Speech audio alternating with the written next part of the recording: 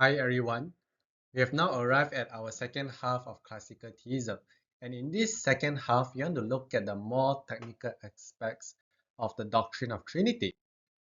And as we look at this doctrine of Trinity, the goal is that we want to primarily look at how each of the Trinitarian members relate to each other in eternity, before time even existed.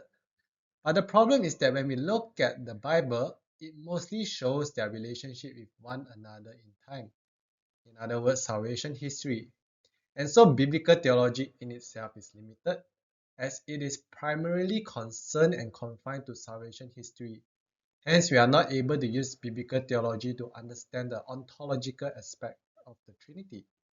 That's why we need to use the methodology of systematic theology instead. To start us off, let's look at what is eternal generation.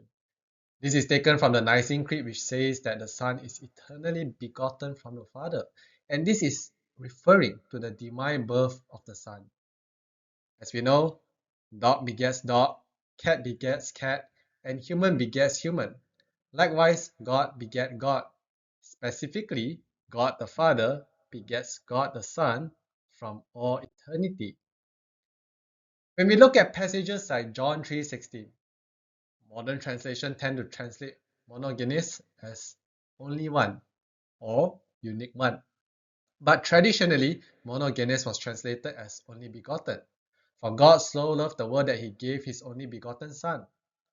Now, Charles Lee Irons and Grudem, both of them have given a defense to argue why the traditional translation of only begotten Son is a better translation. But in any case, we need to note that the doctrine of eternal generation does not only depend on how we translate the word monogenes. Even without the word monogenes, we can derive the doctrine of eternal generation from these passages. Hebrews 1:3 shows us that the Son is the radiant and imprint from the Father, implying that the Father is the source of the Son. Hebrews 1:5 and Psalms 2:7 shows us that the Father says to the Son, "Today I've begotten you." But we need to note that God's today is not the same as our today. Our today is confined to the limits of time. But God's today is not in time. His today is in his eternity. Hence, God the Father begets God the Son in eternity. It is an eternal begetting, another term for eternal generation. So Hebrews 13:8, that verse explicitly says that Jesus is the same yesterday, today, and forever, which is another term to describe he is eternally the same. So God's today is not an ordinary today. His today refers to his eternity. Furthermore, John 1:14 and verse 18 shows us that the Son is begotten from the bosom of the Father. But when did the bosom of the Father exist? It already exists from eternity. Hence, the Son is begotten from all eternity. In Proverbs 8:25, we see that the wisdom is being personified, and he already existed before the creation of the world, and he was possessed by Yahweh from eternity. Finally, in Micah 5:2, we see that there is a king coming forth of old, from ancient of days. An ancient of days is a term to describe eternity, meaning this king, who is Jesus, comes forth from eternity. And we know only Yahweh is eternal. So for this king to come from eternity means he comes forth from Yahweh himself too, or in other words, Yahweh's eternal origin. Now in eternal generation, there are two aspects. One is the communication of essence, and two is the generation of the person of the Son. In the first aspect regarding communication of essence, we know that in normal human birth, the essence of a child is communicated by his father and mother. But in this eternal generation, it is God the Father who communicates the divine essence to God the Son. And by this, the Son shares in the divine essence of the Father. In John 5:26, it says that, "For as the Father has life in himself, so he has granted the Son also to have life in himself." Since we know that all attributes of God, including the attribute of life, is predicated in the essence. Basically, if you have the divine essence, then you also have divine life.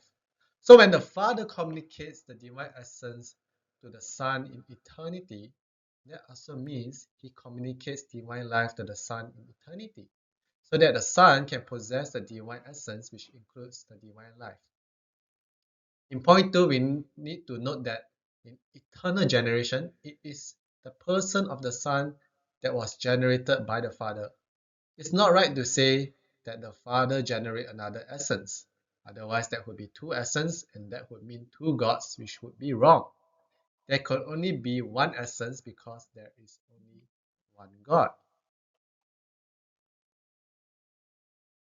Here is an analogy used typically by the church fathers like Athanasius to refute Arianism. They like to use the analogy of the sun as seen in the diagram. In Chinese, it's called as Taiyang, and in Malay, it's called as Matahari. We know that in order for the sun, the Taiyang, the Matahari to be a sun, it must consist of two parts, the sun core and the sun ray. If you only have the sun core, then technically that is not a sun. But if you only have a sun ray, then technically that is also not a sun.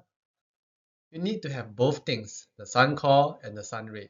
Then the sun can be the sun. But of course, this is not a perfect analogy because the sun is a composite thing made of parts, whereas our triune God is simple and without parts, as mentioned in our earlier lecture. But this analogy is used to illustrate eternal generation, to show that the person of the Son is like the sun ray, begotten by the Father, like how the sun ray is begotten by the sun core. And this process is coexisting together. For it is not right to say that the Father pre-exists before the Son. That would mean that the Father wasn't the Father originally, and he became the Father only after he begets the Son, and that would contradict divine immutability. Therefore, instead of pre-existence, the right understanding is to say that the Father coexists with the Son by begetting him in eternity, like how the sun ray is begotten by the sun core simultaneously. Okay, that's all for now. We'll look at eternal spiration in the next video. See you.